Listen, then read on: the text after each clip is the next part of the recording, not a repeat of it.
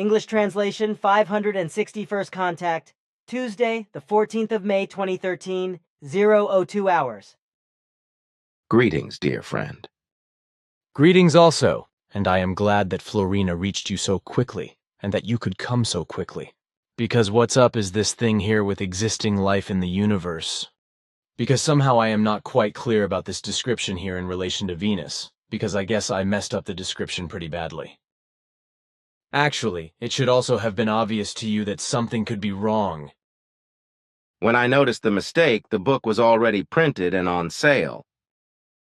So the whole thing was irreversible. Consequently, by looking ahead, I was able to make sure that the book would not circulate very much, and that at the beginning of the third millennium, you would correct and work on it, so that the error would be corrected. And I also said nothing in 1993 because you did not have the financial means to stamp out the work, as you say, and reprint it if it had been revised at that time. So I kept silent for these reasons. But I wrote the manuscript back in 1978. Did you not read it? Unfortunately, no. That's too bad, because now some things have to be put right. Did Florena tell you what it is about? Of course she did, so we can deal with it immediately. My idea is that I correct everything, and that you immediately form the whole thing in your way of speaking and record it in the computer. That is feasible, of course. Then you can start right away with your explanations. Just a moment. Yes, I am ready and you can begin. Ptaah explains, and I formulate and record everything in the computer. Formulate the following, what I have to say now, also that, and the corrections and additions that I will make here directly in the book text. So it will be good if I quote certain existing book texts, but first of all there is an explanation in brackets, namely the following. The following corresponds to a clarification that was misunderstood in the first edition of the work. Existing life in the universe, as a result of a communication mishap, and was therefore also misinterpreted.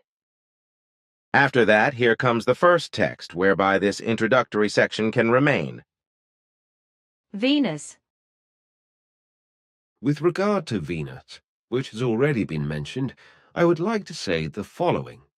Venus is surrounded by a cloud cover which cannot be penetrated optically, and under which twilight prevails. The atmosphere is made up of suffocating carbon dioxide and exerts a pressure that is unbearable for higher life forms, which is about 90 times greater than the Earth's air pressure. At around 500 degrees Celsius, it is so hot the metals with a low melting point are in permanent liquefaction, while below the cloud layer, the colors of the planet are dominated by yellow, red, and black. Here we continue with what needs to be corrected, as I explain it to you, and that you should now formulate yourself according to your words. Venus is an unfinished planet, one that could develop into a flourishing planet over millions of years, if all the necessary requirements are met. And it is to be said that Venus can become a flourishing planet, just as another planet has been in almost the same orbit around the Sun. About 1 billion years ago, there was a slightly smaller planet in the same place in the habitat zone as Venus today, but it was torn away by an elemental cosmic event. This planet was not Venus, of course, but a planet not much smaller than Earth. And it was this planet that was swept away by a much larger wandering star, the wandering sun, drifting through the system, but with another small planet already in its wake, but which freed itself from its wake and settled in the orbit around the sun in place of the small planet that had been swept away, which was already bearing its first vegetation. This cosmic catastrophe, however, changed the state of the torn-away planet to such an extent that many volcanoes erupted and devastated the surface, after which the wandering star and the torn-away and towed planet came into the direct range of Sol gravity and plunged into the sun. Another event that took place about 3,700 years ago was that Venus, which at that time was still a satellite in the ring system of the planet Uranus, was torn out of its home system by another large wandering planet passing through the Sol system, and was brought to its present location in its toe more than 3.5 millennia ago. This very large wandering planet, called the Destroyer, which was about 1.72 times larger than Earth, traversed the Sol system for a very long time and wandered out into the Kuiper Belt until it returned to the interior of the SOL system at an average rate of about 575.5 years. But this dangerous light-emitting wandering planet was finally taken out of the SOL system by the Ptaah towards the end of the 20th century. In answer to a question from me, the Ptaah once explained to me that this destroyer was not a unique phenomenon, because there are many such wandering planets in the vastness of the universe, often in gigantic sizes, drifting freely through space and not belonging to any solar system.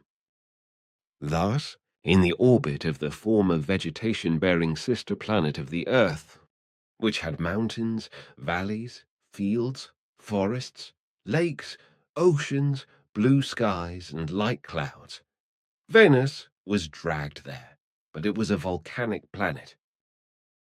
The first volcanoes that erupted from the surface of the ice planet dragged away by Uranus, today's Venus, created an atmosphere composed mainly of carbon dioxide and water vapor. The water vapor condensed into droplets and rained down on the surface of the planet, creating large lakes, rivers, and oceans. A large part of the carbon dioxide suspended in the atmosphere was dissolved by the still liquid water and prevented the air from becoming too thick. The carbon dioxide brought to the ground and to the waters by the rain sank to the bottom of the lakes, rivers, and seas, as it is also the case on the Earth, where the huge quantities of carbon dioxide produced by the human beings are deposited at the bottom of the waters and in the ground, creating great dangers, to form compounds with various substances from which the carbonate rocks and other carbonate rocks then developed. According to the Pleiadian, about 1 billion years ago or a little more, the planet that used to be on the site of today's Venus and was then torn away by a wandering star is said to have had a vegetative appearance similar to that of the Earth at that time. A slightly blue sky and clouds of water vapor were also part of the planet's appearance, as were rushing rivers and lakes and seas that burst their banks. Green ferns and mosses were present in their original form, and so the first living unicellular organisms also existed from which higher life could have developed. But this was not to be the case, because the action of a wandering star from the depths of space destroyed all harmony and turned the flourishing planet, which had once been on the site of today's Venus, into a volcanic hell. Its mother star, the Sun, was also affected when the wandering star tore the planet out of its habitable zone and plunged into the Sun together with it. Furthermore, when the Venus of today was torn out of the Uranus system by a wandering planet, this planet itself was also affected by falling over and lying on its side, which will be discussed later. The near collision of the wandering planet with Venus destroyed the entire planetary harmony. Huge earthquakes unleashed enormous forces that tore the surface of Venus apart and caused volcanoes to erupt. Everywhere, masses of lava spewed out of cracks in the earth. Huge volcanoes spewed fire, lava, sulfur, and smoke, which also released enormous masses of gas.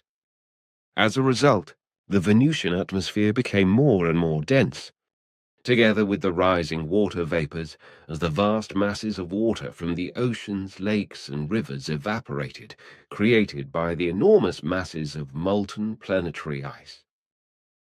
Following the book text can be left as it is, but necessarily some short additions have to be made to complete it, which you should also formulate yourself.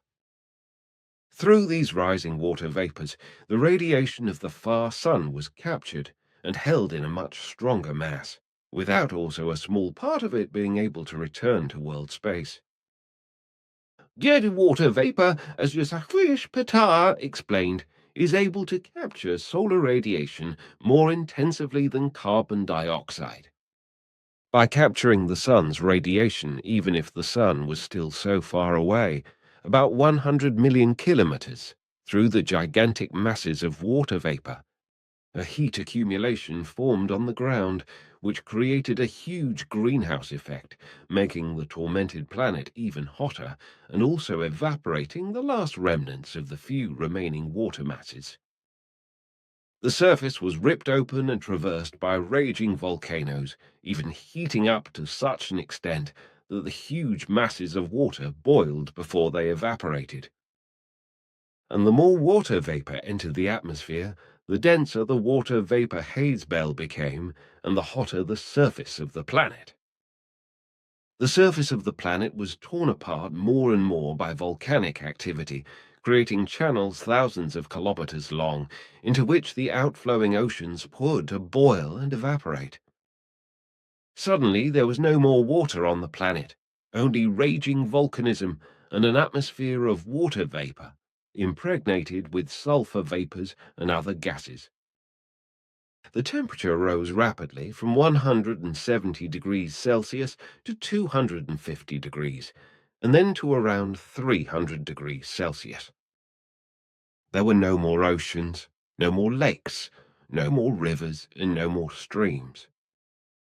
The volcanoes began to rage even wilder than before, and bubbling masses of lava spread over the entire planet, soon burying everything beneath them. The volcanic carbon dioxide could no longer be bound by water because there was none left. So this gas, which is so effective for the greenhouse effect, also accumulated in the atmosphere, causing the temperature to shoot up again and stabilize at around 500 degrees Celsius. The high surface temperature of the planet Venus also had its consequences, of course, because it released all the carbon dioxide that had been trapped in the earth and in the former grounds of the seas, lakes and rivers, etc., created by the melting of the planetary ice sheet. In the past, when carbon dioxide was bound in the ground by new compounds and turned into carbonate rock and carbonate rocks, the enormous heat caused it to decompose back into its old components, and consequently also the carbon dioxide that settled in the heated atmosphere was transformed back into its former form, which led to the carbon dioxide belt that has surrounded Venus ever since and still surrounds it today. The same could happen on Earth through some circumstances, such as the madness of nuclear war, which could disturb and upset the entire structure of the Earth. However, even atomic bomb tests and volcanic eruptions can be enough for this, not only because they are able to shake the structure of the Earth just as much as other heavy explosions, but also because they pollute and darken the atmosphere with particles of dirt and inhibit sunlight, etc. Huge shifts in weight, such as those caused by reservoirs and urban development, etc., are also enough to cause the same thing, because tectonic shifts are caused by them, and consequently earthquakes, which in turn promote volcanism. But global warming can also contribute to this, as can the excessive production of carbon dioxide through the respiration of the immense human overpopulation and the millions of cattle and other animals bred and fattened for human consumption. The release of methane gas from soil and rock, etc., as a result of the dissolution of the permafrost and the emission of the organ gases, especially in cattle, also contributes to this. The once enormous belt of Venus's water vapor disappeared from the actual atmosphere and settled above the carbon dioxide layer at a further altitude, simply superimposing the denser carbon dioxide belt at the upper limit of the atmosphere. Exposed directly to solar radiation, it was able to break up the water vapor molecules and let the tiny individual particles escape into free space. When the planet Venus was still carrying water through the melting of the ice sheet, this water was able to bind the sulfur-containing gases in a solution. But when the water had completely evaporated, the poisonous volcanic gases were able to rise unhindered into the atmosphere to form their own and new, damaging and deadly cloud cover, in which life is just as impossible as on or in the planet itself. Today's Venus has an atmosphere in such a dense and poisonous form that it does not allow any breathing for any human, faunal or floral life forms, except for the lowest thermal life or heat-resistant bacterial life. On the planet, there is a thick cloud layer of sulfuric acid, which has been ejected by many thousands of small and large volcanoes and other gas and lava eruptions from fissures in the Earth, etc. The greenhouse effect on the planet, Venus, is so enormous that certain parts of its surface are constantly glowing reddish or black. It is perhaps interesting to know that it is the highly concentrated death brew of sulphurous and other deadly acids and gases, which are in a thick cloud atmosphere surrounding Venus, that has given the human being her name, grotesquely, if I may say so. The deadly cloud atmosphere brew, in fact, reflects the sunlight excellently, and therefore lets Venus shine in the sky in a very strong and bright light, as it is often seen from Earth like a miniature sun. This is why Earth humans gave Venus its name according to the life-giving radiant goddess of love. All these statements made in the 1970s are true, and thus correspond to the facts which, according to a statement by Ptaah, were to be largely recognized and proven by earthly scientists at the beginning of the 1990s, which is what actually happened. That is how it was and is, because the Plejaren never spoke and never speak the untruth. This, in contrast, to the liars and deceivers, George Adamski and Karl Michalak, and all the other swindlers, cheats, charlatans, and liars who claim the same or similar things as Adamski and Michalak with regard to high life on Venus. No matter whether they lived yesterday, live today, or only tomorrow, and deceive and lie about it. I have seen Venus with my own eyes, and I can say with a clear conscience that all this is true as I have described it, which is why no other life in any higher form is possible on the planet except heat and acid-resistant life. The same is also true for all other planets of the Sol system, as well as for all their moons, as far as I know and have seen them myself, by the Plejaren bringing me to these solar satellites. But those satellites that I did not see myself, and of which I only know through the Plejaren, that they do not carry any human or spiritual or any other higher life than just bacterial life. I assume that the Plejaren are telling the truth about this, which is why nowhere in the SOL system there is really higher life than just on Earth. I know the Plejaren only as honest, open, and absolutely honest human beings for whom untruths of the smallest form are an abomination and completely incomprehensible. With this, Edward, everything is now in order, and it should not be necessary to explicate anything further.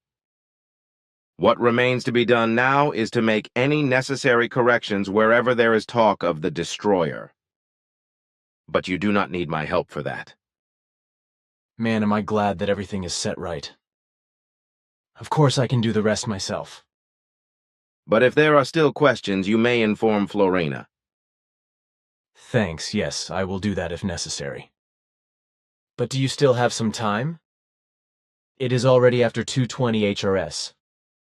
Of course. Good. Then a question. Why did you and Florena call Quetzal? Did you yourselves make any observations that caused you both to do so? The whole thing is not based on our observations, which we did indeed make. But Florena and I informed Quetzal because there was a lot of unrest among various group members, and also visitors and hikers expressed themselves negatively and left out what, of course, we could not have missed. And as this restlessness was not allowed to spread any further and should not lead to any outbursts, we asked Quetzal to settle the matter because he is well versed in the matter and is also careful that everything in the center is correct. That's what I wanted to know. Thanks. Naturally, after retrieving and writing down the report of the meeting, we also talked about it, and I was told various things that I did not know until now. So I thought everything through and tried to analyze it from a purely psychological point of view, and came to the following conclusion regarding the origin of the whole thing. What do you think? According to your explanations, I come to the same conclusions. But I would like to mention the following. Then I am correct in saying that. With your father Svath and with you, I had good teachers. But now that everything has been clarified and everything is also settled, we can end this subject, and we do not have to talk about it anymore in the group when we can finish it next third weekend. In fact, it still has to be discussed in the group, and then the topic has to be finished. We should also end our conversation for today. Your tiredness is visible, but on the other hand, my duties also call me. Farewell, dear friend, and if there are things that need to be discussed with me, inform Florena or Enjana. Thanks, bye Ptaah. It is so good to know you as a friend. Goodbye. Thanks, goodbye to you too.